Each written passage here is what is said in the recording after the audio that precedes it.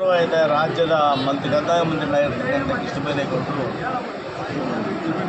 ಅಲ್ಲಿ ಅಕ್ರಮ ಆಗಿದೆ, ನಿಯಮ ಬಾಹಿರವಾಗಿ ಜಿಲ್ಲಾಧಿಕಾರಿಗಳು ಮಂಜೂರನ್ನು ಮಾಡಿದ್ದಾರೆ. ಕಂದಾಯ ಇಲಾಖೆಯಿಂದ ಯಾವುದೇ ಪೂರ್ವ ಅನುಮತಿ ಪಡೆಯದೆ ಅದು ರೈತರಿಗೆ ಪಾಡ್ರ ಬೆಳೀತಕ್ಕಂಥ ಕೊಟ್ಟಿರ್ತಕ್ಕಂಥ ಜಾಗವನ್ನು ಇವತ್ತು ಸೋಲಾರ್ ಪ್ಲಾಂಟಿಗೆ ಬಳಸ್ಕೊಳ್ತಕ್ಕಂಥದ್ದು. ಮತ್ತು ಅವರು ಸ್ಪಷ್ಟವಾಗಿ ಹೇಳಿದ್ದಾರೆ, ಏನಿವತ್ತು ಆ ಮೊರಾರ್ಜಿ ದೇಸಾಯಿ ಶಾಲಾ ಪರಿಶಿಷ್ಟ ಜಾತಿ ಪರಿಶಿಷ್ಟ ವರ್ಗದ ಮಕ್ಕಳಿಗೆ ಹಾಸ್ಟೆಲ್ ಮಾಡಲಿಕ್ಕೆ ಇವತ್ತು ಜಾಗವನ್ನು ಮಂಜೂರು ಮಾಡಿದ್ವಿ. ಆ ಜಾಗವನ್ನು ನಮ್ಮ ಕೋಮಲ್ನ MD ಆಗಿರ್ತಕ್ಕಂಥ ಗೋಪಾಲ್ ಮೂರ್ತಿ ಅವರ ಸಿಬ್ಬಂದಿಗಳು ಅಕ್ರಮವಾಗಿ ಆಕ್ರಮಿಸಿಕೊಂಡಿದ್ದಾರೆ ಎನ್ನುವ ಮಾಹಿತಿಯನ್ನು ಗೌರವಾನ್ವಿತ ಮಂತ್ರಿಗಳು ನೀಡಿದ್ದಾರೆ.